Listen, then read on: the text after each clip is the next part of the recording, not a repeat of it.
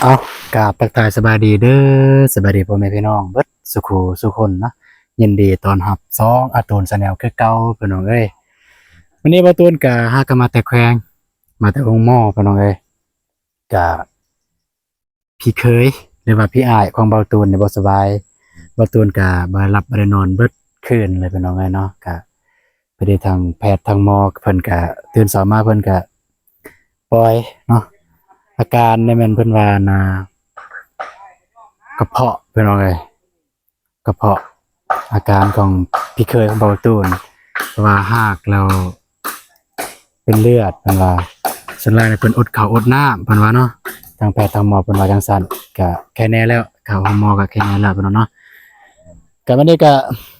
มาบ้านน้องซาลีพี่น้องกับโบทันเป็นอะไร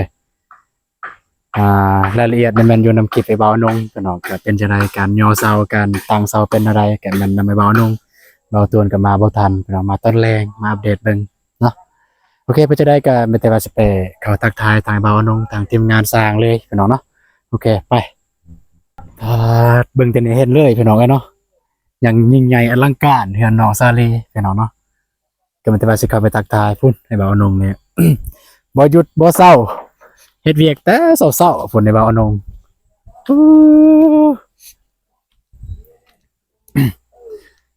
ก็มีแต่เพิ่นนะแต่เบานุ่งแล้วพี่น้องเอ้ยก็มาทันเด้เบาโก้ก็บ่สบายบ่แล้วว่าจังได๋บ่เห็นมาสวัสดีทุกคนเด้อสวัสดีเด้อสวัสดีเด้อเออเบิ่ง สวัสดีเด้อ สายบรรยาย พี่น้อง หนักบรรยาย เห็นหน้าเห็นตาตอนค่ำๆมาเลย แม่น ตัวสบายดีเด้อพ่อแม่พี่น้อง ส เมื่ บา อย ดี สู่สุคนเนาะ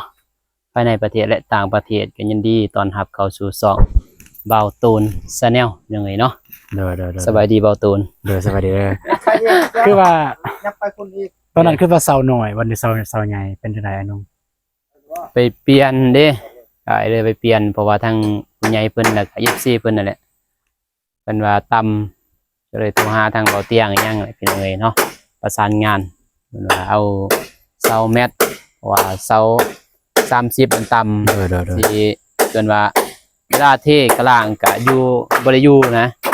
อยู่กระล่างก็บ่ได้บัดจะสิรอดเอาเนี่ยสิไว้เครื่องไว้คล้องก็บ่เป็นนะ คันแบบเซาต่ำเนี่ยมันกำลังมันอยากต่ำเนาะ มันก็ต่ำนั่นแหละ เสาเท่าไหร่ไอ้แดง เอาวะ 30บ่ตันความสูง 3.30 เมตรความยาวของเสา ก็ แต่ว่าขึ้นไปนี่ก็2 เมตร2 เมตร ตัวเสาเนาะมันเลยต่ำแม่นบ่ แม่น ต่ำเลยบัดตีนเสาตอนนั้นมันต่ำแล้ว30ตัวน่ะลงสูง30เสาเก่าตีนเสาเก่า อ๋อ ก็เลยว่าไปเปลี่ยนเอาตีนเสาทางผู้ใหญ่เพิ่นนั่นแหละบอกไปเปลี่ยนเลยเพิ่นว่าเพิ่น คนใหญ่เนี่ยคนเก่าเนาะ โดย คนเดียวกันเนาะสับเซาเนี่ยเนาะ ซีเมนต์ผู้เดียวแหละ อืม เพราะว่าเพิ่นก็เลยไปสร้างเอาตัวใหม่เพิ่นว่าเอาตัวใหญ่เลยเหรอ แบบนี้ก็รู้สึกว่าน่าเป็นห่วงกันหน่อยนึงเพราะมันสูงแด ก็ ดิ บ่ น เป็นหยัง ก็สูง เพราะว่ามันใหญ่เด้ ได้ เพิ่นใหญ่เด้ ใหญ่ มันสูงมันก็มีแนวบังเลย มันเบื้องนั้นก็ ล่มมาแต่พุ่น ลงมาบ่พูนมันก็เย่ไปก็บ่ มันก็ บ่เป็นหยังเนาะเพราะว่ามัน เออ เป็นผู้เด้ ครับเป็นผู้ อืมเป็นผู้พี่น้อง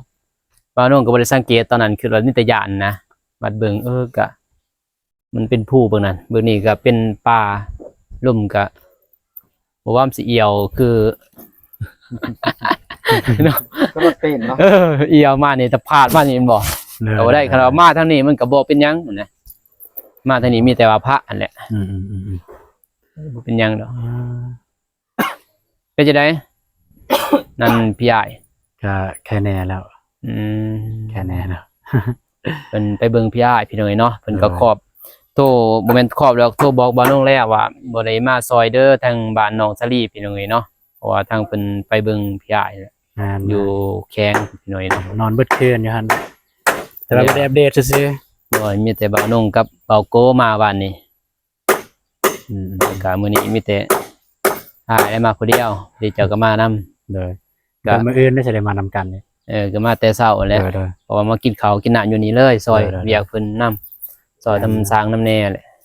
ก็ ถือ บ่ ข้าวถือน้ำมากินพี่ บ่ตูนก็ว่าจังซั่นแหละเฮาบ่ได้ซอยแนวอื่นนะเฮาก็ซอยเฮือแห้งนี่แหละ ซอยเรือแห้งเฮานั่นแหละ เป็นสะพาน ใน บุ ต้ ญ น ให้ ในต้นน้องครับก็ยังฝนตกอยู่เลย เป็นเป้าแรกพี่น้องเอ้ยเนาะเพราะว่ามื้ออื่นถ้าว่ามาบ่แต่เช้าก็ประมาณเที่ยงนั่นแหละจะได้มาเพราะว่าสิเข้าไปสอบถามเรื่องใหม่เรื่องตอกนั่นแน่พี่น้องเอ้ยเพราะใหม่มันบ่พอเด้ใหม่นี่ก็บ่พอไม่แปลนก็บ่พอแม่น เลย เลยถามพอแล้วเราสิปูยังนี่แล้วก็ไม่คัดอยู่ถึงนี่คือว่าไม่ งบเป็น ขาว ยังไงก็มีหมดแล้วเนาะ งบนี่ยังบ่ทันมีโดยมีแต่ว่าง บแป้นได้ยังเนาะ ยังหมด บ่ ไม่ แป้นปูน เป็นปูนไม่เป็นปูนแล้วก็ไม่สละยังหนึ่งยังเพราะว่า ยังเนาะ ยังบ่ทันมานะแต่ว่าเฮาสิแต่ว่ามีผู้ใหญ่เพิ่นแล้วนะ อ๋อเพิ่นให้ทามแล้วเนาะ ให้ถามว่า อ๋อ รวมราคารวมหมดอันเท่าใดไม่ สำหรับ รวม ไม้ ไม่เบิด ไม้แป้นกับไม้เซราบ่ ไม่เซ็นนี่ซื้อไม่สละยัง อ๋อแต่ว่างบเซราเนี่ยมันยัง100%เนาะ โดยยังไม่สละก็ยังแล้วก็สังกะสีก็ยัง เลย บ่ทันมีตอนนี้เพราะว่าไม้นี่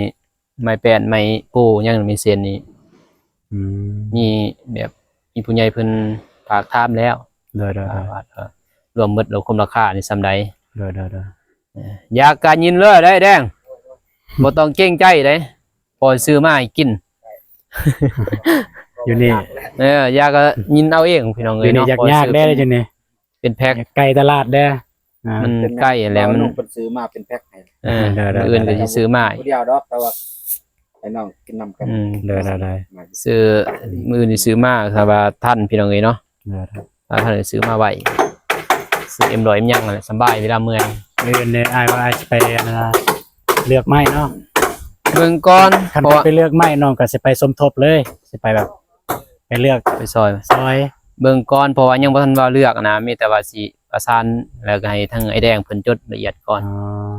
จัดจดแล้วว่าตัวใดมันบ่มีตัวใดบ่มีแล้วก็ถามเพิ่นถ้าว่ามีใหม่นํเพิ่นก็สิเอานํเพิ่นนํแน่นะ เลย ตัวใดบ่มีก็เอาก็สิไปเอาทางอื่นอีกนั่นน่ะ แบบว่า อืม บ่าวนุ่งอยากซอยอ้าย ก็ซอยให้ซอยไอ้แดงนํแน่ เอาแดงป่ะ แม่น เด้อ อ๋อ ซอย ได้หลายๆ ซอยเพิ่นนํแน่ เออ แต่เพิ่น อ้ายก็จนแน่ ได้ เพิ่นก็บ่ว่าแต่บ่ว่าจนแหล้วคันว่ารวยบ่ได้เฮ็ดดอกพี่น้องเอ้ย เนาะ โอ้ย คันรวยนี่ก็บ่ได้เฮ็ดแห เล ล้ ย เพราะมันบ่มีเราก็บ่มีพี่น้องเอ้ยเนาะ ก็เห็นกันอยู่ บ่มีเลยคือเห็นเฮือน3บ้าน2แล้ว เลยเอ้ยระวังเด้อ คอยได้ อ่า สร้างลาม กระสันแล้วเด้อเข้าใจแล้วเด้อไปสอน โด เด็ ย ดเบิ่งกันสร้างเพิ่นเฮ็ดหยังแน่ โดยอ่ะลองได้ เป็นน้องกันเนาะ สิเมื่อหาเมียสิเมื่อ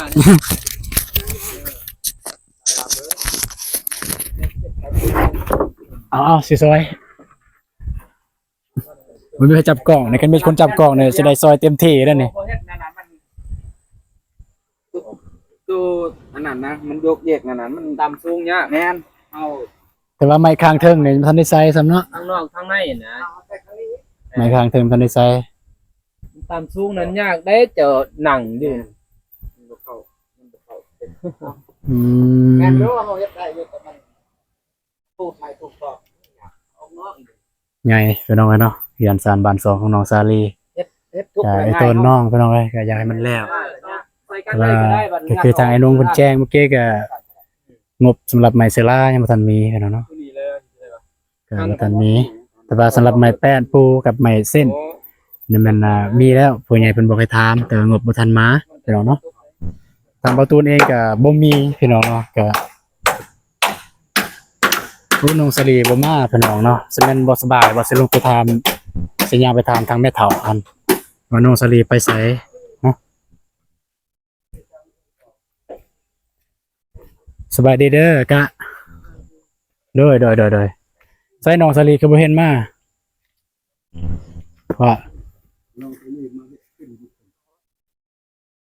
แม่สลีเห็ดเป็น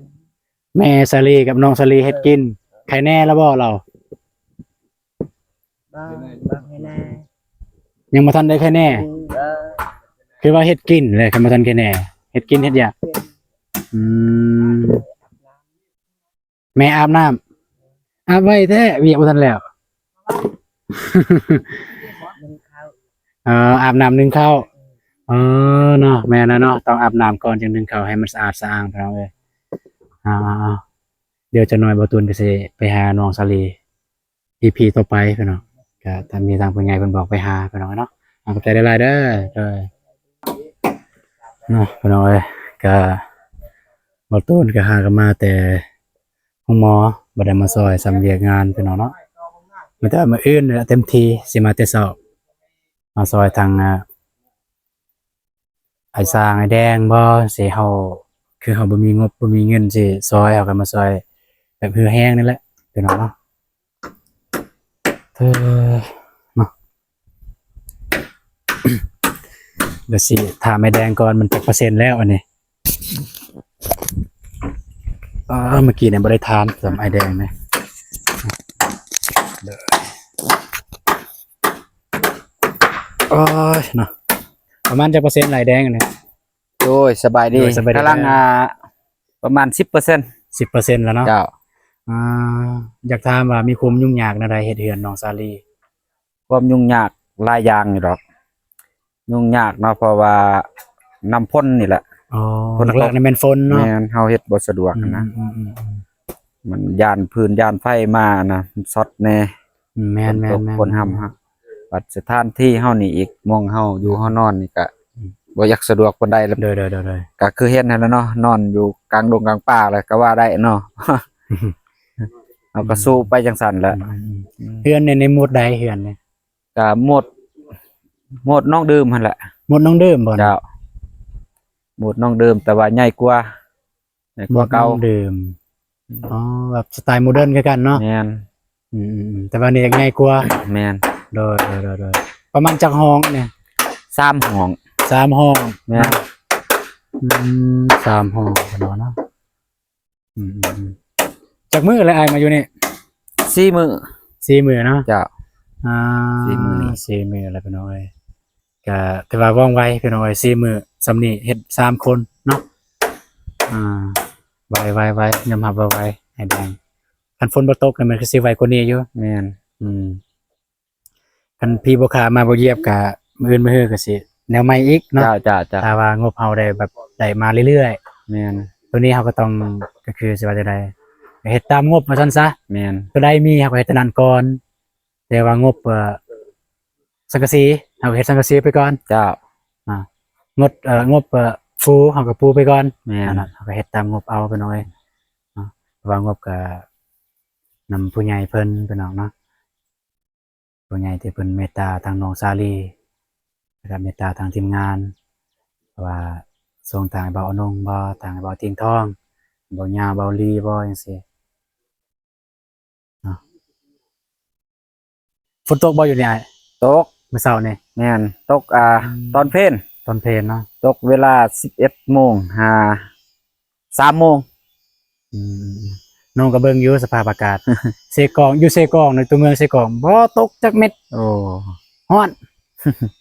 แต่ทาง บ่ตก แต่ทางบ้านเฮานี่สมบูรณ์เลยเนาะ ทางบ้านเฮาบัดเบิ่งสภาพอากาศท่าแต่งว้าว คือว่าตกเลยคิดอยู่ อืม ตกแต่เช้าเลยอืม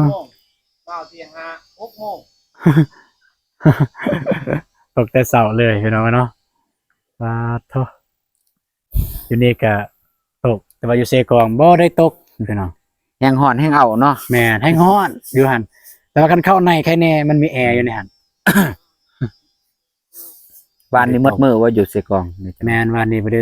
โทรขอไปเบานง อืม แล้วก็ลงไปเลยลงไปพูนเลยแล้วก็อยู่หั่นแล้วบ่มีไผเบิ่งเลยก็อยู่หั่น เจ็บในได้พยาธิเนี่ยครับทานหมอเพิ่น เพิ่นก็ว่าเป็นกระเพาะขึ้นนะ นี่ เพราะว่าคนก็ อืม คือสิแม่นแหละแบบคนก็ส่วนหลายอดข้าวอดน้ำ เอากินบ่ตรงเวลาเนาะ แม่น คือเฮาคือกันทีมงานเฮาเนี่ยบ่ตรงเวลาเลยทีมงานเฮา แล้ววันนี้มาอยู่นี่คือว่าแล้วมากินข้าวนำกัน สร้างกินก็กินนำกันให้มันตรงเวลาแม่นเอาสบายๆ แต่ เล มื้อย อื่นสิมาไวๆกว่านี้ จ้า มื้ออื่นมีหยังแสดงมาซอยทางไอ้สร้างเฮา โดยโอ้ยแห้งดีแล้วอันนั้นไม่ขึ้นรถจ้ะเขาสิยืนให้ นะ สองคน ทางเดี๋ยวสิ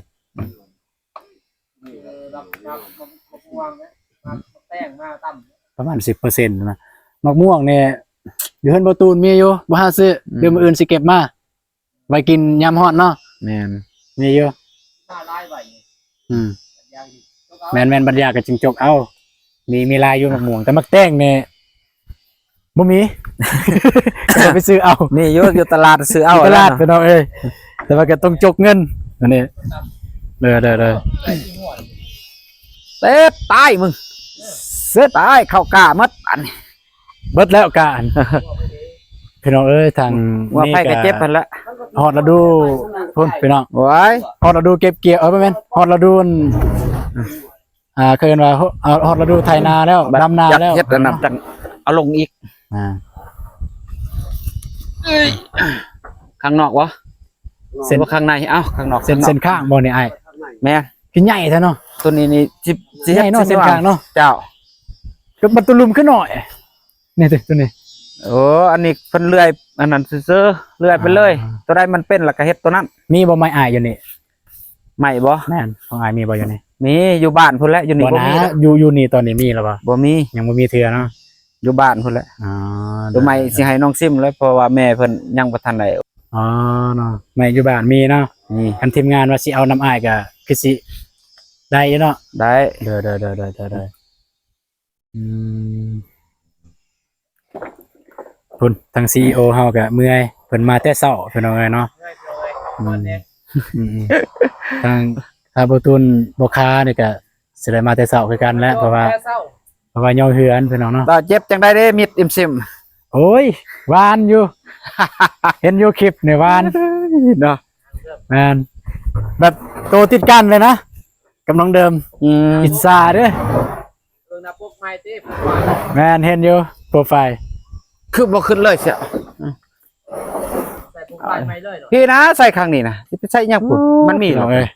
ใส่ กระ ข้าง ต่าย นี้ จิ้ม เดี๋ยว เตา ข้างๆนี่ เนาะก็มีแต่ไอ้อร่อยบ่ได้มาก็นั่นก็ยังไอแดงแล้วก็ บ่ใส่3โต๊ะไปแล้วเขาก็ดึงไปพุ่นดึงไปเรื่อย ๆได้มาเรื่อย ๆขึ้นลายกันนักเขาขึ้นเอาลง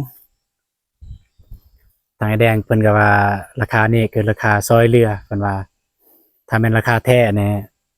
คือสิหลายกว่านี้น้อยแดงเนาะ 30 แม่นถ้าราคาแท้ถ้าราคาที่แบบว่า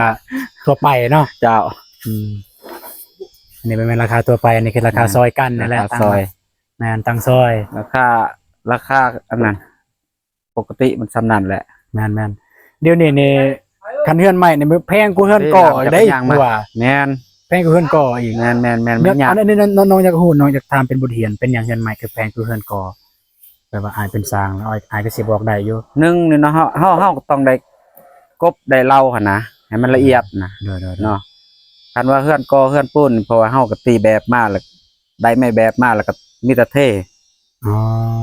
คือว่าสิว่าง่ายๆซะเฮือนก่อมันง่าย แม่น ถ้าเฮือนใหม่นี่มันยากถ้าเฮาพลาดนิดนึงแล้วคือพลาดเลย แม่น คือต้องได้ทิปแล้วตัวนั้น แน่นอน อืม ถ้าเฮ็ดพลาดนี่มันแน่นอน อืม ต้องว่าได้ทิมแหละ ถ้าสมมุติว่าเฮือนปูนสมมุติดึงบอกมันหักครึ่งหนึงเฮายังสามารถต่อได้ แน่นอน แล้วก็เอาปูนมาโบกไว้ แม่น นั่นน่ะถ้าเฮือนใหม่เนี่ยมันหักแล้วสำนีมันบ่งามแล้วเนาะ แม่น เอาไปต่อมันก็บ่งามถ้ามันบ่จะเป็นเฮาก็บ่ต้องต่อ เอาคือบ่อยู่ข้างนี้เลยสิยืนไม้นี่ไม้คัดนี่ ให้แดงก็ตีว่าประมาณเดือนหนึงแล้วเพิ่นว่าคันฝนบ่ตกพี่บ่ขามาบ่เหยียบบ่เจ็บบ่ไข้บ่ได้ไปทางใดบายดีเด้อสร้างรามเด้อมาอยู่นี่บ่ได้ทอดเมียบ่ บ่ได้เอาเมียมานำบ่ เมื่อวานว่าเรานอนอยู่นี่ โอ้ตายแล้วเมียนอนผู้เดียวแล้วอยู่บ้านเนาะ คือไอ้แดงเนี่ยไอ้แดงว่าโอ้ยบ่คิดแล้ว ช่วงนี้เงาแน่แล้วเมียเพิ่น แม่นแล้วตำนี้นี่คือสร้างลาบเนี่ยยังนุ่มอยู่คิดได้แม่นตอกเลยเด้อ ยันมันตูด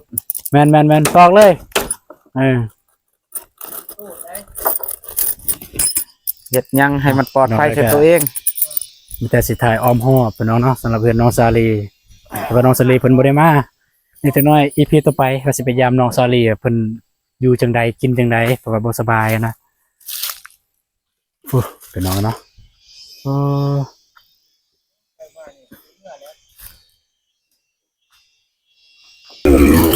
ไอ้แดงตัด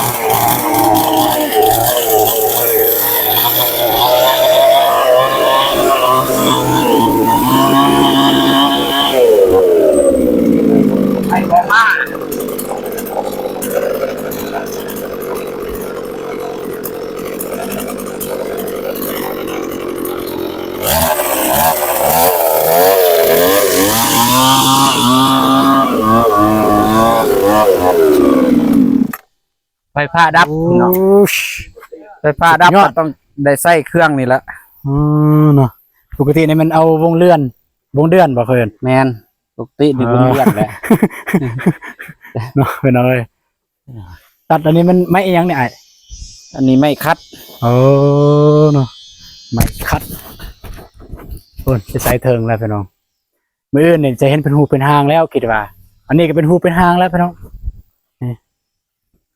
แต่ว่าว่องไวแต่ว่าเศร้านี่ยังบ่ทันได้แป้งเนาะไอ้เนาะ แมน ยังคดยังโค้งอยู่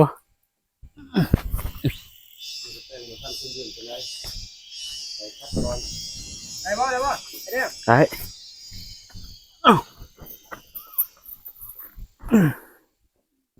อยู่ไปเลย โอ้ยหยุดดิ โอ้เอาอยู่เลย เอ้าจะได้บัตร งูได้ปะ โอ้เป็นน้อยไอ้นงก็จัดการเลยระวังเด้อระวังตัวท้ายนี่แหละระวัง ท้ายนะ มอท้ายนี่แหละระวังสูงเนาะเพื่อนน้องสลีนี่สูงคิดว่าซ้ำเพื่อนน้องเดิมบ่ไอแดง ความสูงบ่ แมน ความสูงนี่ลดลงหน่อยนึง เด้อ เพื่อนน้องสลีสูงกว่า อ๋อ สูงรวดปุ่นนะ อ๋อแต่ว่าเบิ่งนี่ก็สูงแล้วเนาะ แมน หรือว่าเป็นน้ำดินบ่เนาะ เป็นน้ำดินแน่เบิ่งมันเพราะว่าดินมองสูงคือสิสูงนะ เด้อ ถ้าว่าขึ้นมองนั้นมาเบิ่งหั่นโอ้ต่ำ ต่ำไปคืนไหนต่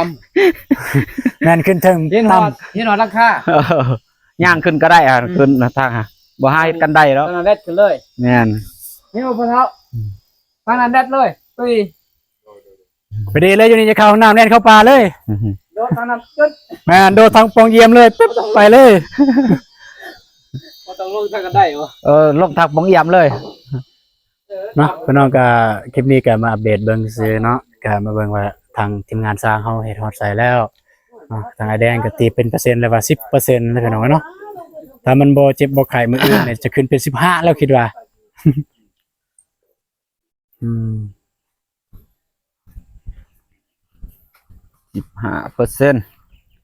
10% ความห่างของเสานี่จักเม็ดไอแดง 3 เมตร 3 เมตร 3เม็ดกับ3เม็ดเนาะ แม่น แสดงว่า3มุนทนเลย แม่น แล้วก็ความกว้างแต่นี่ฮอดเสาพุ่นนี่ความยาวเท่าไหร่ 9 เมตร ความยาว9เมตร แม่น ความกว้างนี่ ความกว้าง6 เมตร ความกว้าง6เมตร แม่น มันพอดีเก่าพอดีเต็มเลยเนาะ แม่น อ๋อพอดีงามและเฮือนสำนั้นเถอะใจเด้ออ่าได้มักม่วงพี่น้องมักม่วงป่านะว่า FC เอาให้พี่น้องเพิ่นเห็นเนาะเพิ่นก็เลยทักทายผู้ตูนก็เลยถามมาแต่ไสมาแต่สวนเพิ่นสิเอาบ่มักม่วงในมันมักม่วงป่าเอาตัวเนาะโอ้ยพี่น้องเอ้ยบอกขอบใจทาง FC ทางบ้านทงวายเพิ่นก็อัธยาศัยดีเห็นทีมงานเฮาก็เอาให้บ่ตูนก็เอาเลย มาเด้อทางนี้เด้อ ได้ก็ได้ ไอ้น้อง ส้นนี่ก้อนก็ได้ มากินม่วงเด้ออ ม สุกโอ้ม่วงปลามา ม่วงปลาโอ้ม่วงไข่นี่หากินยากเด้